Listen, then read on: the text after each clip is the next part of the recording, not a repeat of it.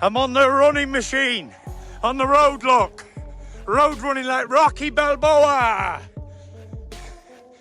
After I beat Joshua, I want his sensei. I want a rematch with a rabbit. I want in London, or I want in Las Vegas, or New York City, baby! I promise you, rabbit, you will have the rabbit. Hi, brother.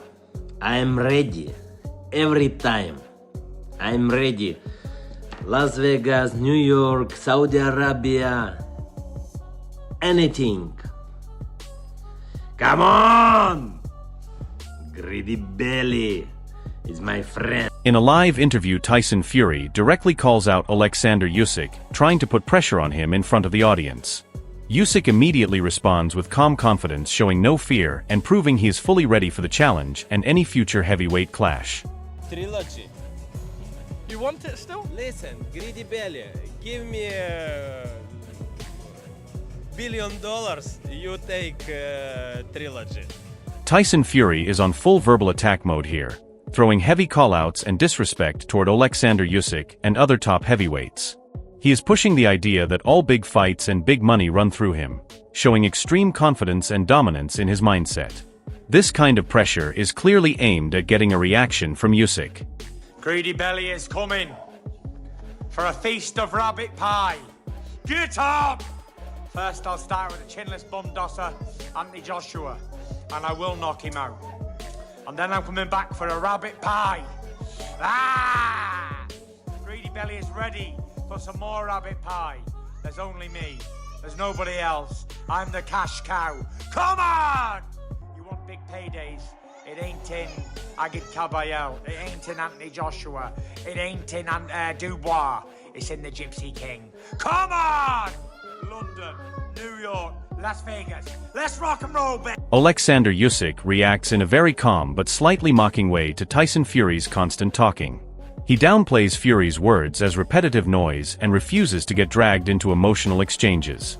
Usyk's mindset here is focused and controlled, showing he is not affected by Fury's verbal pressure and stays locked on the bigger picture of their rivalry. What Tyson do is blah, blah, blah, blah, blah, blah, blah, blah. It's as a normal Tyson Fury every time a lot of speak. Hey, you bodybuilder, you sausage, you blah blah blah, you blah blah blah blah blah blah blah blah blah blah blah blah blah. Yeah, but we joke. Say, I ready fight trilogy with Usyk. We ha ha ha ha ha. Yeah, you know. Hey, listen. You last time say Usyk will be say, if you want trilogy with me, you must say please, please. Hey, greedy, please. Come on, I ready. Adam Smith breaks down the heavyweight landscape and highlights how everything still revolves around Oleksandr Usyk, Tyson Fury, and Anthony Joshua. He suggests Joshua needs a comeback fight first, while Fury could jump straight back into a mega clash. This keeps Usyk right in the middle of the conversation, as the man everyone ultimately has to deal with. You must rest, you know, as like a get out. We've also seen in the gym with some of the videos on Ready to Fight of Anthony training with footage in front of him watching different fights. Lennox Lewis gives a balanced but respectful breakdown of a possible Usyk vs Fury trilogy, praising both fighters for their skill and mindset. He points out Fury's seriousness, but also acknowledges Usyk's intelligence and movement. This sets up the rivalry as a true chess match where physical strength alone will not decide the outcome. But that Oleksandr Usyk has got Tyson Fury's number because he's beaten him twice. The powers that be, we're talking about the ringside judges, they don't make things up. You know, they allegedly got the best of the best to referee and to judge that fight. So 3 judges, one can't get it wrong, one could possibly get it wrong, but the other 2 didn't. And it was the second fight was a unanimous decision. So for me, there's no ifs, no buts, no maybes. Johnny Nelson highlights Anthony Joshua's composed mentality under pressure, explaining how he avoided emotional reactions and stayed in control during verbal exchanges. This calm approach reflects how top heavyweights handle psychological warfare. In the wider Usyk and Fury discussion, it shows why mental strength is just as important as physical power at the elite leave. Anthony do? I rate him for what he did, because most people, most fighters, ego gets involved, thinking this man's not mugging me off in front of all these people. You get up and say blah blah blah, you bite. AJ sat there and he just said, you know, I'm your landlord. You know, me and you fight and be on my terms. It doesn't matter what you say, what you shout about. Eddie Hearn lays out a massive heavyweight roadmap that directly connects Anthony Joshua with both Deontay Wilder and Tyson Fury. He makes it clear that the business side of boxing is trying to carefully control these matchups, but Joshua himself is willing to take huge risks back-to-back. This kind of ambition keeps the heavyweight division wide open and also indirectly affects Oleksandr Usyk's position at the top, because every major path still seems to lead toward him in the end. And he's ready and he's motivated, but we've got to do it right. The deal that we've been offered, which is to fight in July and then fight Tyson Fury in November, is not with Deontay Wilder in mind. I think the powers that be don't really want us to be in that type of fight. Right. We're up for that type of fight. I was going to say... AJ's also said to me, I will fight Wilder and I will... Adam Smith gives a clear breakdown of the Usyk versus Fury rivalry and strongly supports the idea that Oleksandr Usyk deserved both victories. He acknowledges Tyson Fury's improved performance, but still believes Usyk proved to be the better fighter in the crucial moments. This adds more fuel to the debate, especially as Fury continues to insist he should have won, keeping the tension alive for a potential trilogy. Into every punch that he throws against Usyk and hope that these shots start getting through and he can maybe cause the referee to stop Usyk. Absolutely. Well, that's only 3 weeks away. We cannot wait for it. You are making me excited about it. I feel on tenterhooks for this contest. We're going to talk Saul Canelo Alvarez. Adam Smith highlights the intelligence and tactical awareness of Oleksandr Usyk, calling him a very clever and calculated fighter.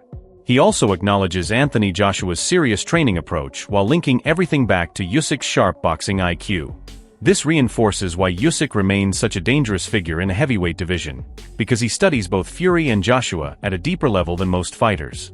Oleksandr is a clever guy, and I think he likes the fact that AJ went to Gandia with his gloves and his bag and said, help me.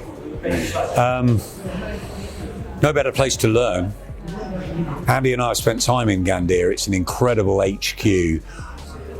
It's a phenomenal camp, and Usyk is an unbelievable athlete, and he's very wise. Tyson Fury speaks with full confidence and aggression, dismissing Deontay Wilder and demanding that big fights revolve around him instead.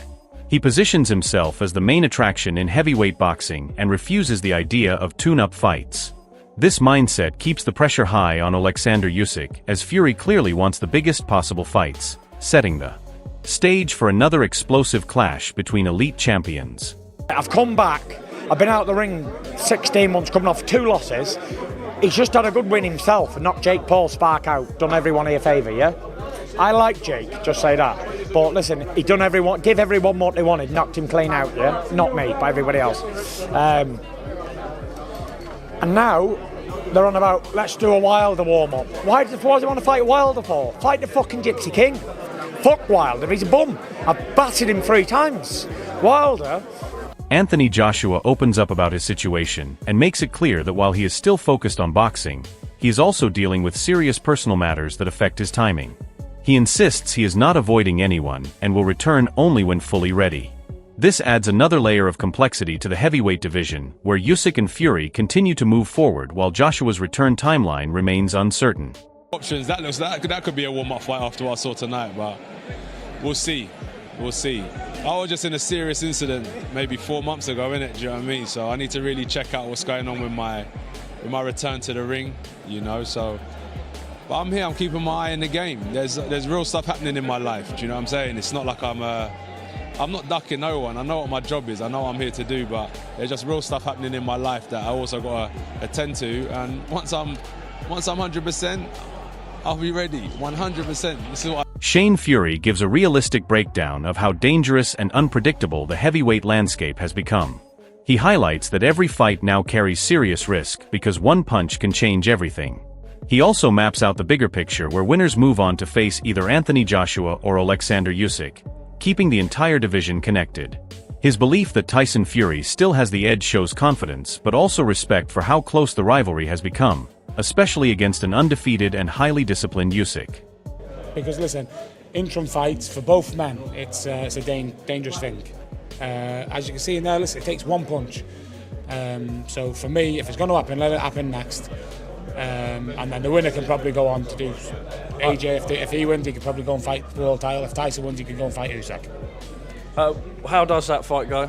How does your brother? Listen, if you'd have asked me 5 or 6 years ago, or 4 or 5 years ago, however long it would have been, it'd have been 75-25 Tyson.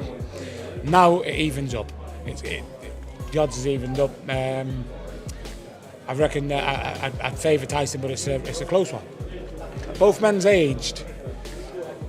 It's just who's aged most. Frank Warren lays out the business and contractual side of boxing, insisting that Tyson Fury has already committed to major fights, including a potential clash with Anthony Joshua. He also suggests that Joshua's side has not fully confirmed the deal yet, which adds uncertainty to the biggest heavyweight matchup fans want to see. In the background, Oleksandr Usyk remains the champion everyone still has to circle back to, making this triangle even more intense and unpredictable. Has signed up for this fight. He signed up for the fight at Spurs, which he had, and the next fight's supposed to be against AJ in August, September. That's what he signed for. He has signed up for it. AJ, we were led to believe, has also signed up or was about to sign up for the fight, and he hasn't done so. Well, if he's Anthony Joshua opens up about his situation and makes it clear that while he is still focused on boxing, he is also dealing with serious personal matters that affect his timing. He insists he is not avoiding anyone and will return only when fully ready. This adds another layer of complexity to the heavyweight division, where Usyk and Fury continue to move forward while Joshua's return timeline remains uncertain. He just said I'm the boss, I'm the landlord, and I don't know. He just says AJ stuff, just bollocks. Just say yes, it's the biggest fight in real boxing. Just say yeah, you let him get any younger, you let's get older. The fight's getting harder and harder to make. Just take the fight and just shut up. Just have the fight. That's the difference between me and him. I'll have it. I'll fucking have it. You don't need to go with me into a fight. I'll have it. You need to go with me and have it right away, you know? It makes sense. Anthony Joshua opens up about his situation and makes it clear that while he is still focused on boxing, he is also dealing with serious personal matters that affect his timing. He insists he is not avoiding anyone and will return only when fully ready. This adds another layer of complexity to the heavyweight division, where Usyk and Fury continue to move forward while Joshua's return timeline remains uncertain. Joshua said he would take the fight, but on his own time. After the fight, AJ said he's still dealing with a lot of things, but he'll be ready, guys. And the quote was, as I said, on his own time. It looked to me like AJ was staking out a negotiating position. How did it look to you? Yeah, I think it was a power move from Anthony Joshua and Eddie Hearn to say, hey, we're the ones in control. Obviously, they are not, right? Tyson Fury is the cash cow. Yes, he is. I'm the landlord is what he right, said. Come on, Yes, he's the 10, let's be real. But I liked it, it was a great line. And Tyson Fury, Anthony Joshua, this is similar to Mayweather-Pacquiao. It's gonna happen, pass when we want. Shane Fury gives a realistic breakdown of how dangerous and unpredictable the heavyweight landscape has become. He highlights that every fight now carries serious risk because one punch can change everything. He also maps out the bigger picture where winners move on to face either Anthony Joshua or Oleksandr Usyk, keeping the entire division connected. His belief that Tyson Fury still has the edge shows confidence but also respect for how close the rivalry has become, especially against an undefeated and highly disciplined Usyk. Bring him out. This was a good show, for the fans. Yeah, we will see. I think all the fans in Britain he will see the fight. AJ with this Fury. Who do you think will win that fight after what you saw tonight? I don't know. I don't know. But my prediction is very bad. I say to you, Fury win the fight maybe in the first 4 rounds, but you see the results. I don't know. Really, I don't know. Do you think Frank Warren lays out the business and contractual side of boxing, insisting that Tyson Fury has already committed to major fights, including a potential clash with Anthony Joshua. He also suggests that Joshua's side has not fully confirmed the deal yet, which adds uncertainty to the biggest heavyweight matchup fans want to see.